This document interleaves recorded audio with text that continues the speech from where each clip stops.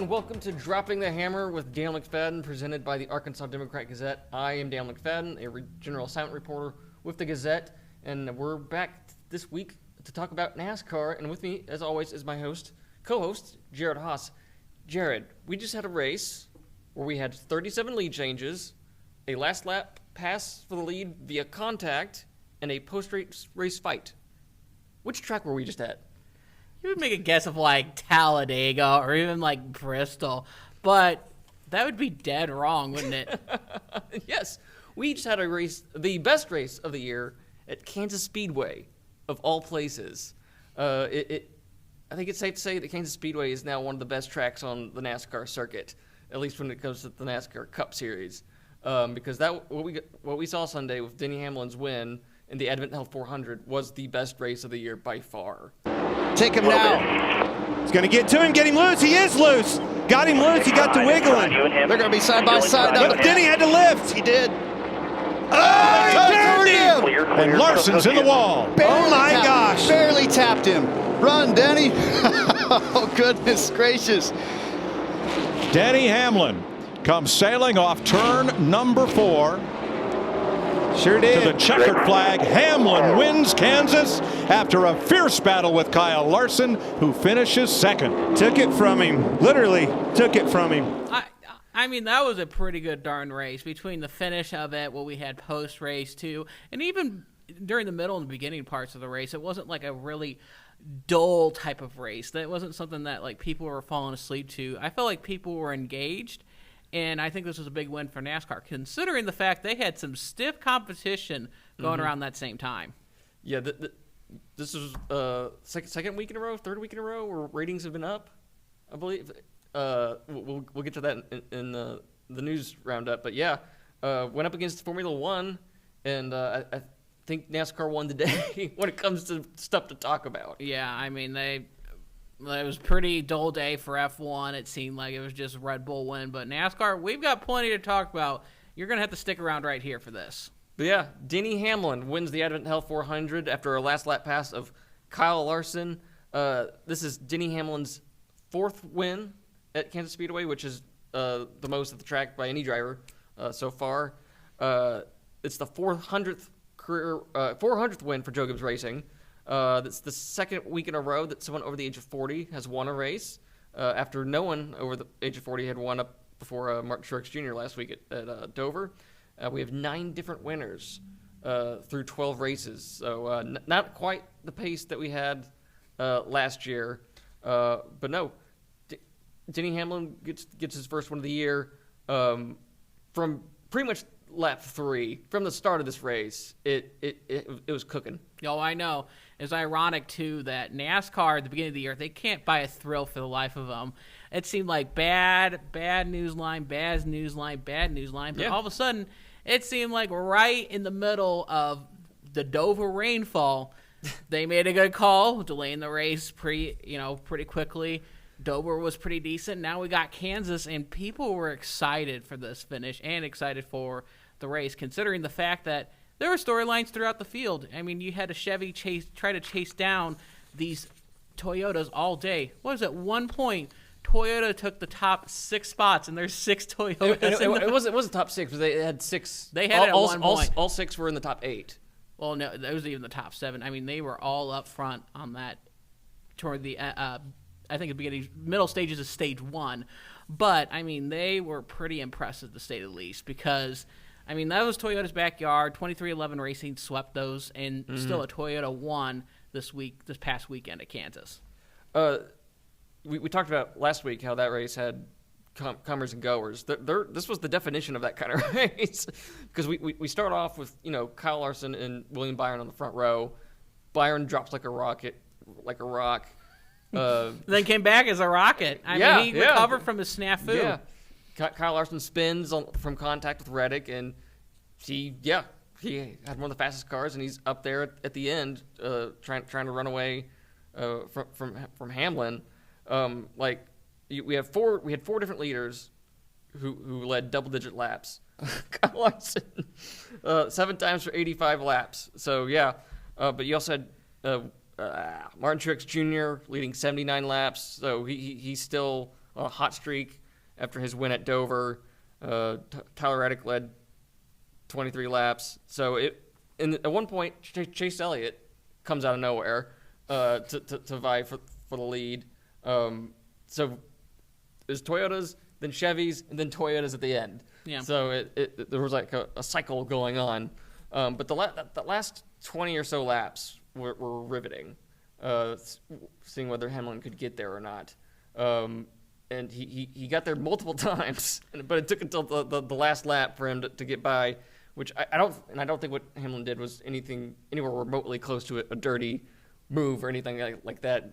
Larson got loose, got up in the wall, and then kind of came down on Hamlin. It's just a racing type of ordeal. I mean, they were putting on a spectacle trying to get around with each other, with Hamlin trying to get around that dirty air that Kyle Larson's car was packing.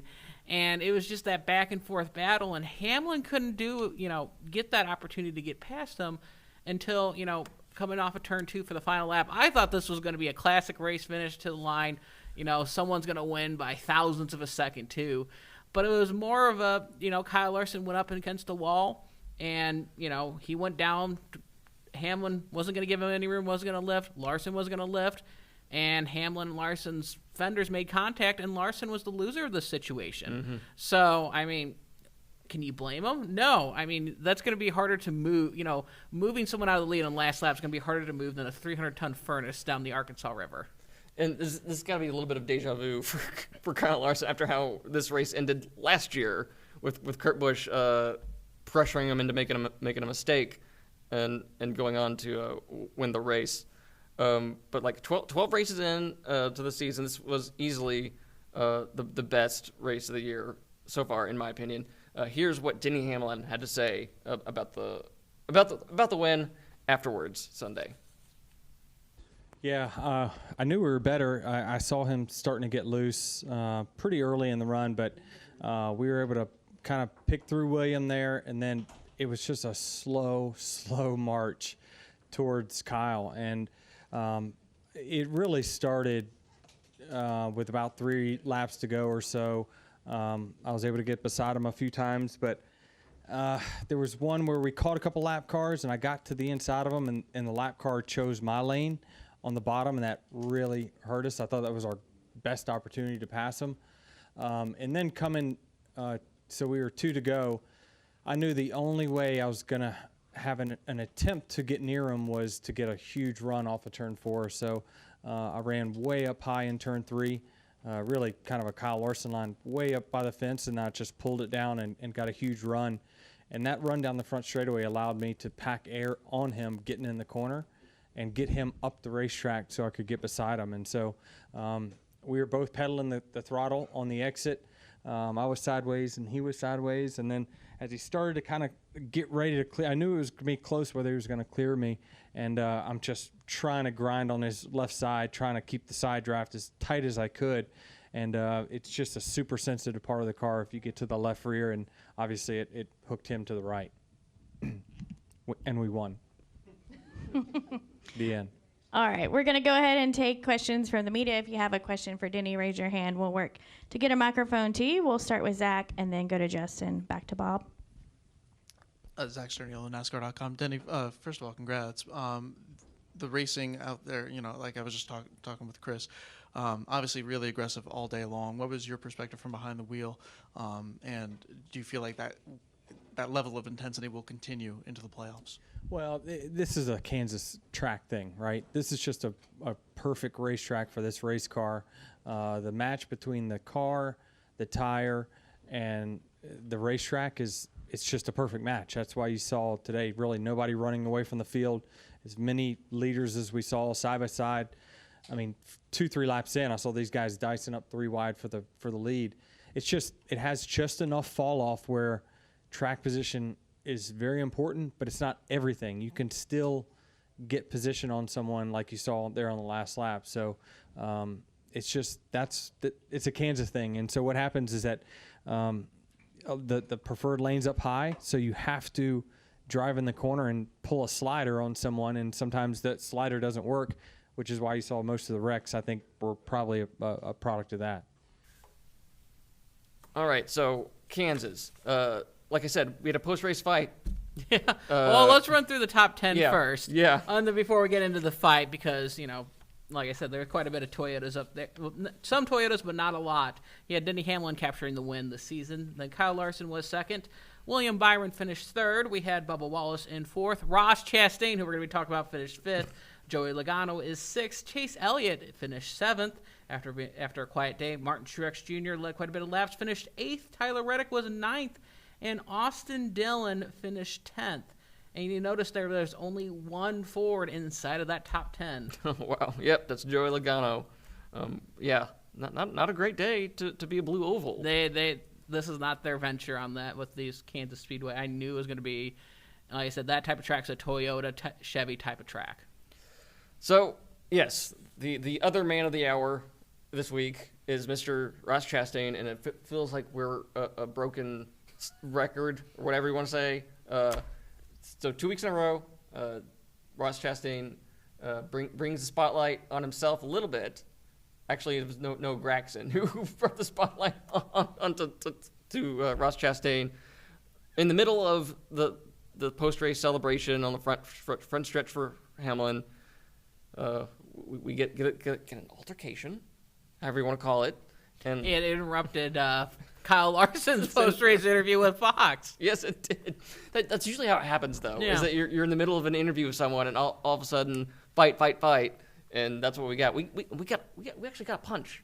We got a solid punch. Yeah, it was a fight. Some people were saying that wasn't a fight, but I mean, contact was trying to be made on both sides. It was just a fight that was broken up. Mm-hmm. I mean, you can't really. I mean, it wasn't like an all-out brawl, as some people would say, or if you're brawl. But how many A's is in that brawl, Jared? As many as you want. Because at the end of the day, I mean, it's maybe a 2A, maybe 1 to 2A brawl, but wasn't too much because that security guard, man, oh man, that guy was impressive trying to break up that fight. There was lots of talk on Twitter afterwards that when it comes to fights, it needs to be hockey rules. just give it a venue, just have like a ring in the middle of the track. Just here's how you fight it out. But I mean, like I said, we both got comments from Noah Gragson and Ross Chastain after the race. Let's hear from Ross Chastain first. Perspective on the incident on track with the 42 car. Tight racing off turn 4. Left him one lane exactly, and that was that. What was the discussion post-race that you guys had on pit road? That's between Noah and I. Were you surprised at his reaction? No. You guys trained together, right? Like, know each other well, and you feel like you have a good relationship? He did the same thing after Talladega at the plane, and nothing happened, but that wasn't the first time he's approached me like that. Do you feel like when you get grabbed, that's when things need to escalate? That's between me and him. Obviously, there's been a lot of discussion about you being in situations, whether of your making or not. When someone approaches you post-race like this, how do you handle it mentally? Everybody handles it differently, and I handle it in my own way. There was a lot of physical racing out there today, Ross. There was lots of contact with the field. What do you attribute that to? I think everybody is evolving the new car. It's not so new anymore, and we've got a good handle on it. And then, there's times where we're running 20th, ish, and I can't get by people, and then a couple good restarts and some good adjustments by Phil Surgeon and the boys and girls at Trackhouse, and we're back up there fighting for a top 5. So, it's some of the best drivers in the world and totally equal cars, and we're putting on, I think, some heck of good racing. Ross didn't have much to say about the situation. He's trying to keep it diplomatic. Probably doesn't want to get fined or something. But no, here's what Noah Gragson had to say after getting a punch in the face. Fisticuffs, if you will, with Ross Chastain. What happened on the racetrack, first off, Noah? Yeah, he just fenced us off before. 60 laps to go in the race. I don't get it. Just completely used us up and fenced the shit out of us. So, I'm not going to tear the Trackhouse guys stuff up. I respect their hard work and everything, but nobody confronts a guy, and I went down there and grabbed him and showed my displeasure. So I'm sick and tired of it. The guy just runs into everyone. I mean, when you got guys like Chase Elliott and other guys telling you to go beat his ass, everyone's just sick and tired of him, but nobody has the balls to go up and get him. So I'm tired of it. We're not the fastest this year. He's probably going to be lapping us quite a bit this year. Once or twice a race, it seems like that's what the trend has been so far this year. So, yeah, we got 2 opportunities every single race. There we go. That's Noah Gragson. Did you go down there with the intent to fight, or did you go? Were you hoping for a conversation? I mean, there's no talking to the guy. Sucks that they all get involved. Just let us 2 work it out and finish it off. But there's no talking to the guy. So you must have been thinking about this for the whole last 60 laps. How mad you were? No, I was trying to drive my car as fast as I could and do the best job possible for my Sunseeker team. What's on track is on track, and what's off track is off track. We'll see. Was it all the more frustrating given how well you ran before that contact happened? Yeah, I mean, we had an up and down day. We had a really good start of the race and kind of fell back and had a loose wheel issue, and kind of cautions fell our way, and then got back up there, and just tired of getting used up. It definitely makes it a lot worse because we've flat out sucked this year, and you have somewhat of a decent run going and get used up everybody else races super hard but super respectful. And you got one douchebag in the field that doesn't. So, do you think what Gragson did was in any way, shape, or form warranted based off what happened on the track between those 2? I mean, he was pretty upset that Ross Chastain doored him. We had pretty clear audio of when Gragson and Chastain were fighting after him. He was using an expletive and was like, basically, you saying you door him, but I mean, they're racing later. It's kind of those situations where Ross Chastain puts himself where it's like, it's a racing ordeal, but, there's a line that kind of seems that gets smeared a little bit, to say the least, especially for how much he gets into the news. I think that's something where, there's a difference between banging on the door and, racing side by side, because you saw, even Kyle Busch was not happy with Ross Chastain during the race. So, Noah Gragson, rookie, trying to make a stand for himself. I don't blame him. I don't really fault either for this guy's in the wrong and this guy's in the right. It was just a racing ordeal that people got upset with, and I don't blame Ross and I don't blame Noah. Well, Gragson said, "Oh, you fenced me" or whatever. It's like, he didn't drive him. He doored him. He said he doored him. He didn't fence him. Coming off the wall. Yes. Yeah. But it wasn't very egregious to me. But this is following after Talladega a couple weeks ago, where Gragson got involved in a wreck because Chastain went for a hole, and as soon as he went, the hole disappeared. So and caused a big wreck. So that was probably on Gragson's mind on Sunday. Yeah. I don't blame Gragson on that.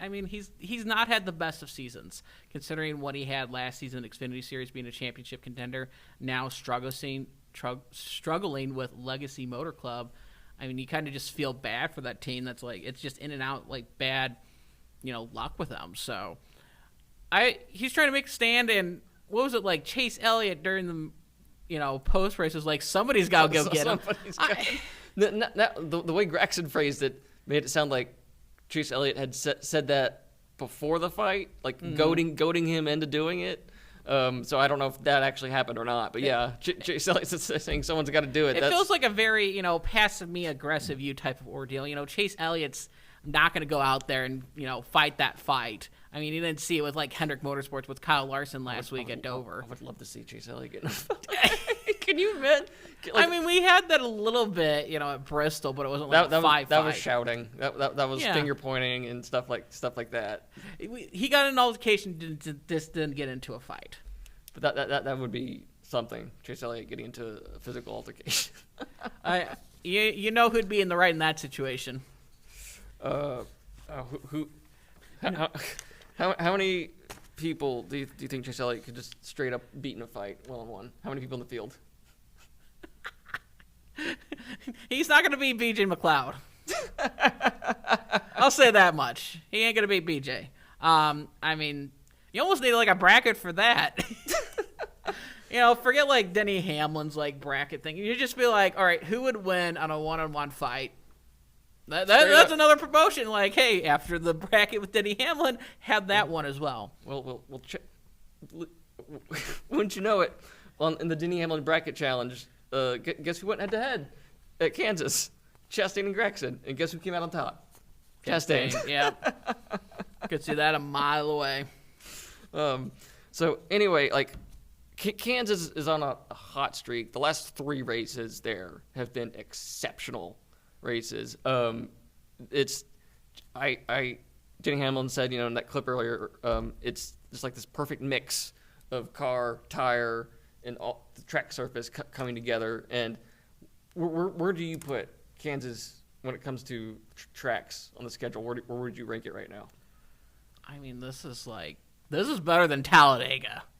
Oh yeah. I mean that'd be like egregious to say like even 10 years ago, but I mean it's really. No way. I know it's definitely improved with this. I think the aging of the track and how kind of more the next gen is weird that even though it's more built for road courses, intermediate tracks have been the best type of racing for this next gen car, which is ironic because NASCAR in the last generation of the car we're trying to get away from cookie cutter type of tracks because it was kind of the more that dull racing. They were looking for those short tracks and road courses, and now they got more short track and road courses, and people are like, no, why like I said, bring more races like Kansas back. I mean, you see a lot of people talking about like Chicagoland, similar track to Kansas to bring it back on the schedule. Chicagoland had a couple really good races there right before its tenure ended, specifically the Kyle Larson, Kyle Busch race in 2018. Somewhere in there, yeah. Yeah, because then Bowman won the last race in 2019. So I mean, I would probably put Kansas in the top 3. Yeah. Right now, like this was better than Homestead last year. Yeah, I know you were pretty mad at Homestead last year with Kyle Larson running away. I hated it. It was awful. Like I said, I was there to watch it. So. After a year of great races on intermediates, we go to Homestead and he just stinks up the show. It was awful. But I mean, hopefully we don't get a repeat of that this year. But hey, NASCAR needed this race. Yes, like it absolutely needed to it. And this, looking ahead toward the races we got this month. We're going to Darlington this next weekend, which is my favorite track on the schedule, which has historically over the last few years put on great racing. Then you got North Wilkesboro, the return. We don't know what that's going to be. It's a Pandora's box of what to expect out of that. Then we go to Charlotte, which the Coke 600 put on its best race in a decade last year. So like I'm really excited for this month. Like really amped about what we could be getting in the next few weeks. We're gonna be both at a race this month too. And you made a pretty viral tweet about it. I mean, 600, 700 likes. You can just post the randomest thing about NASCAR and your Twitter always blows up. It's hilarious. Not always, but I think I had a tweet basically saying everything I just said, and people are excited. It hit at the right moment. Yeah, it tapped into something. I mean, this is the month of May that we're trying to compete with IndyCar. Mm-hmm. I mean, because IndyCar's biggest month is the Indy 500, competing against the Coca-Cola 600. Excuse me. So, good for them. Yeah, like I said, I'm excited.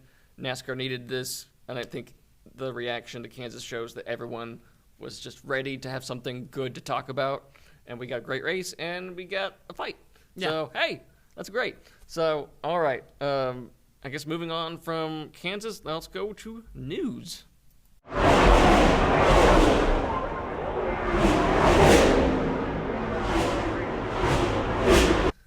All right. As I mentioned earlier in the show, the ratings for Kansas were up this year. They got a 1.35 rating, and 2.3 million people was the average, and that includes 430,000 people in the demo, which is 18 to 49, which is what advertisers really, really focus on. So that rating beat Formula One, which had its big prestigious race down in Miami. That race was on ABC, while the NASCAR race was on FS1 on cable. F1 got a .90 rating and 1.64 million with 625,000 people in the demo. And like I said, I believe this is the third. Yeah. Talladega was up. Dover was up, which was though it was run on a Monday after rain. I mean, though, I think last year's race was also on Monday too. So I mean, that was an apples to apples comparison. But I think that's. I mean, it's showing back where the momentum's building back. I still don't think it's the Chase Elliott bump back that people miss Chase Elliott. No. Chase Elliott fans were still watching NASCAR regardless because that's his number 9 car that was still racing on track. But, I mean, good for NASCAR to at least have a successful weekend where F1 was, like, taunting this, Miami style, which ironically some of the F1 drivers were, from what I heard, were not happy about the pompous of the situation that was going on down in F1, having those pre-race ceremonies going on. Oh no, the humanity! You have to stand out in the sun in your fire suit for 30 minutes. Whatever will you do? Oh man, we got to interact with fans. But anyway, good news for NASCAR. Even though it was a small increase, it was still worthwhile to note. So other news this weekend. Guess who's back? Shady's back? Back again.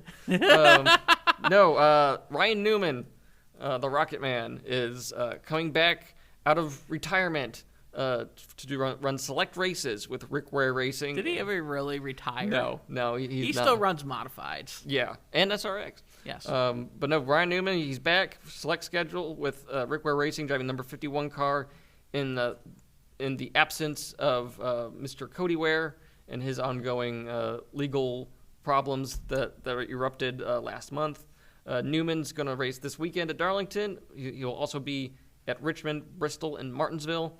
And one reason you're only going to see him on the small tracks is Ryan Newman does not think that the next gen car is safe. In an article at Auto Week, he says, "I don't think the Cup car is safe as it should be, or as safe as they say it is on the big tracks." Newman said, "I don't need to be a crash test dummy. I've already got 2 bars named after me. I don't need a third." Blunt. I mean, he's kind of been proponent of safety, and let's remember what happened to Ryan Newman during the 2020 Daytona 500.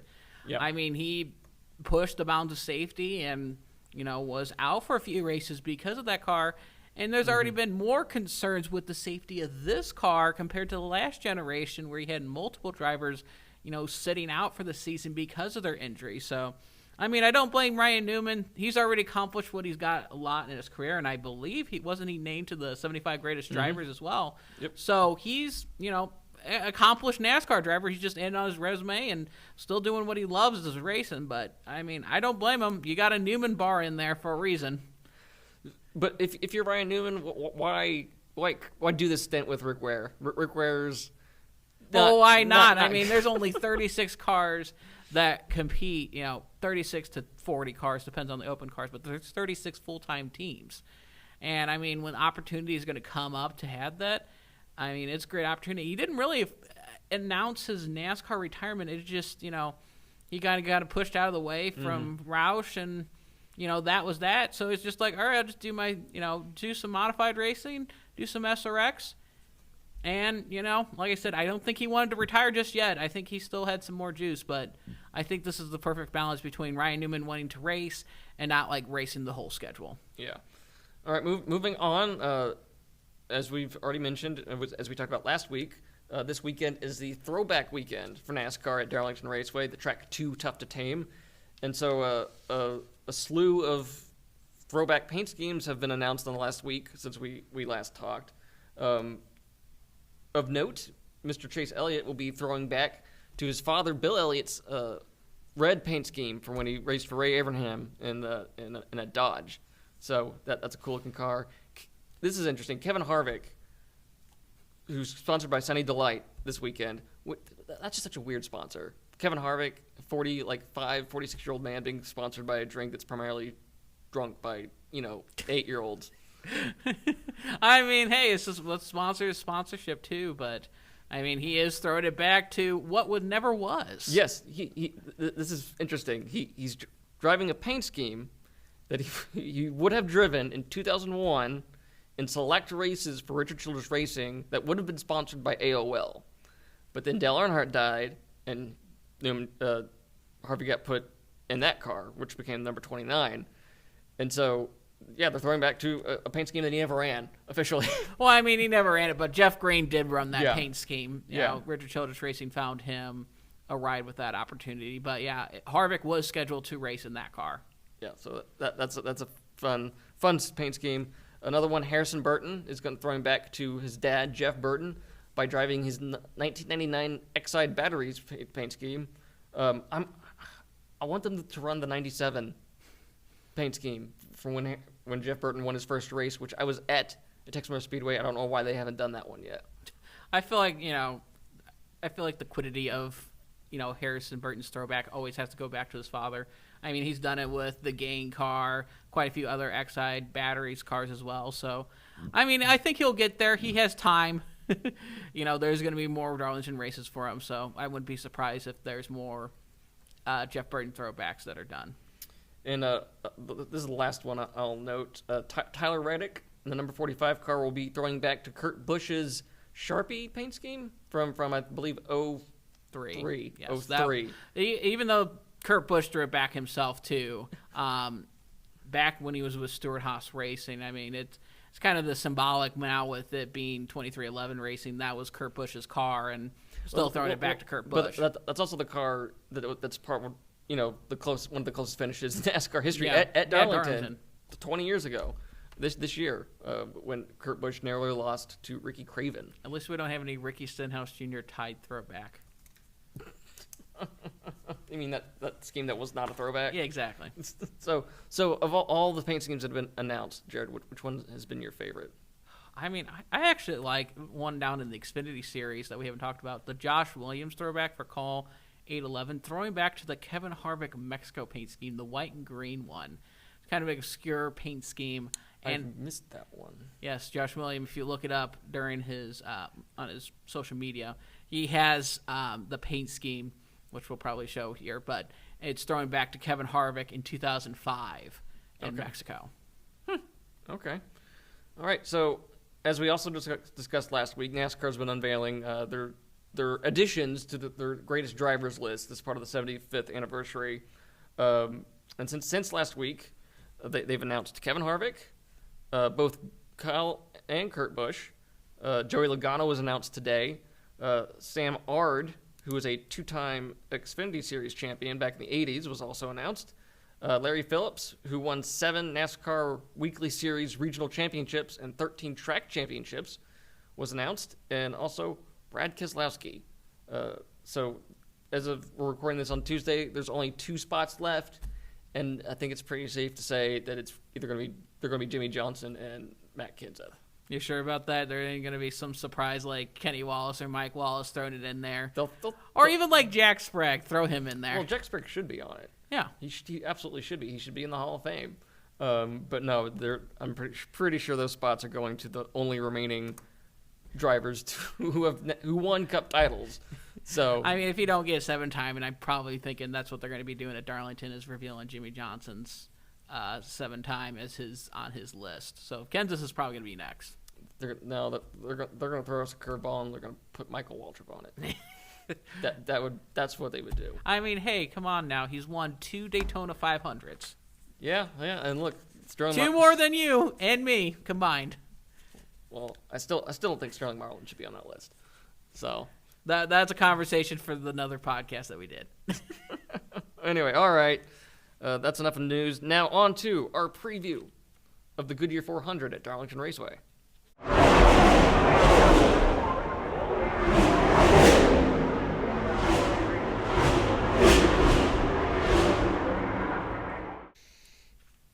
All right, Jared, like I said earlier, this is my favorite track on the schedule. It's 1.366 miles in length.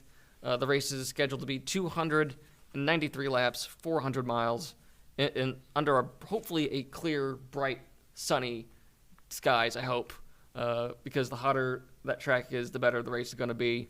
Last year's winners at that track, Joey Logano won in the spring after his it was with 2 laps to go, right, where he made contact with Byron and sent him up into the wall. Yeah, I mean, it was that 2 laps to go coming to take the white flag, because Byron finished 13th that race. Okay, but yeah, Joey Logano won in the spring, and in the fall race, the Southern 500, Eric Jones went to victory lane in the number 43 car. Have you ever been to Darlington, Jared? I have not. Like I said, I've been crossing off tracks on my list. I mean, like I said, I'm coming up here, going to be crossing off Charlotte on my list. I was able to cross off Talladega on my list, but Darlington is on my top of my list on tracks that I want to go to that I haven't been to yet. Yeah, it's my favorite track. I've been there 3 times, and I've been twice as a fan. Twice as a fan, twice as a media member. But no, let me put it this way. Darlington, if I'm playing a NASCAR video game, Darlington is the track I go to figure out my settings for a car, to figure out what's drivable, because it's just such a fun track to drive. It's a challenge. It's hard. It's like a big little short track. Yeah, I guess you could put it that way. I mean, it feels like a Swiss Army knife where it's so versatile of high speeds. You've got tire wear.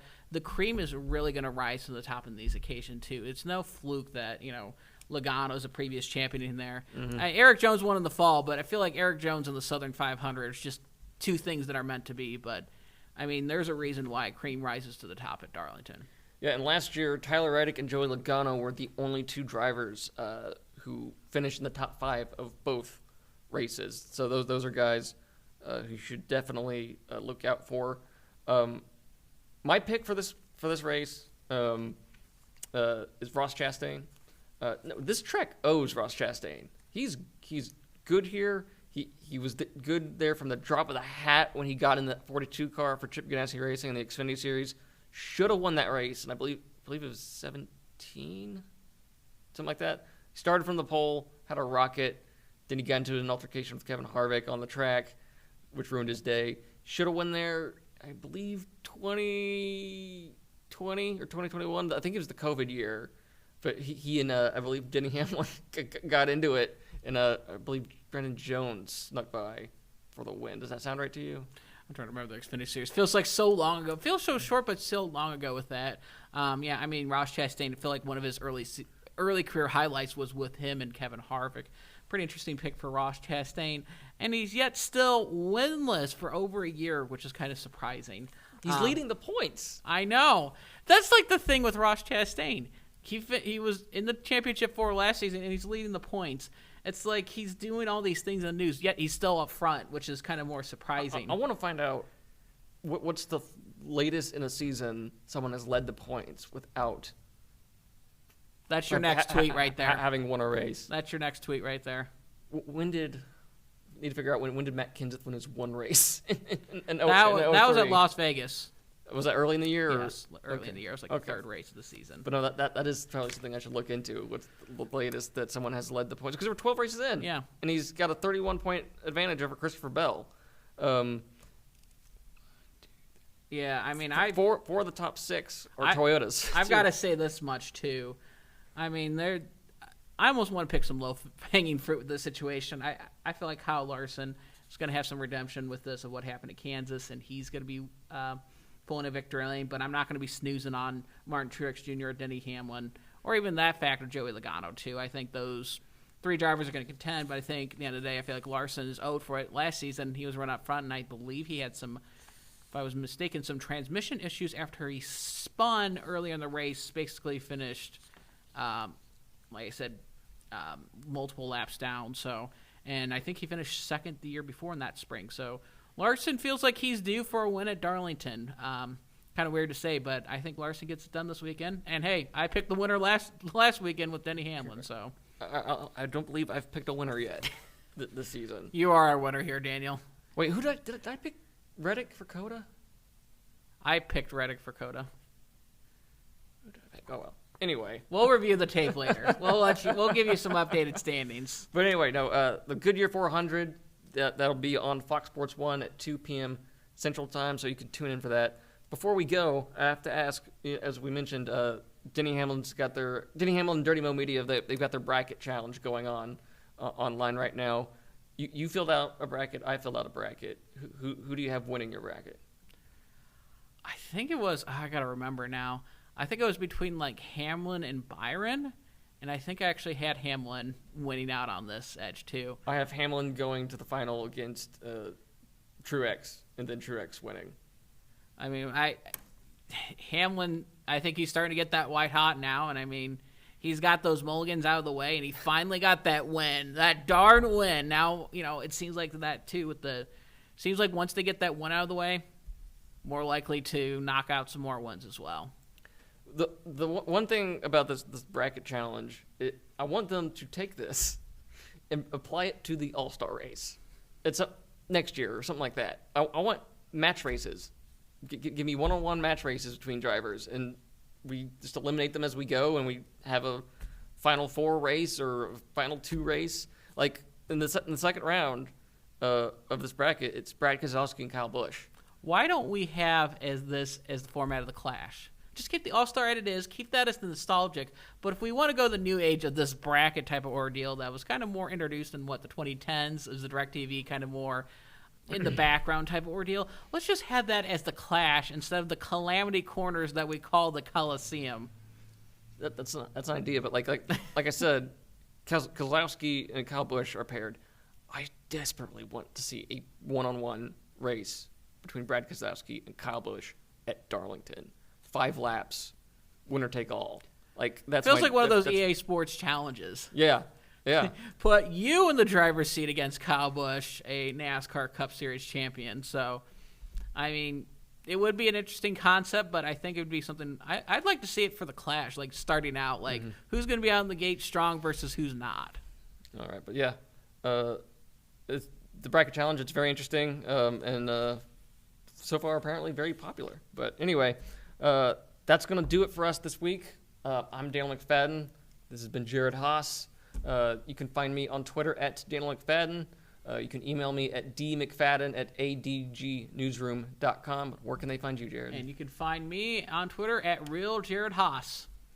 All right, but that'll do it for us this week. Again, Goodyear 400, Sunday at 2 p.m. Central Time on Fox Sports 1. We will see you back here next week. Take care.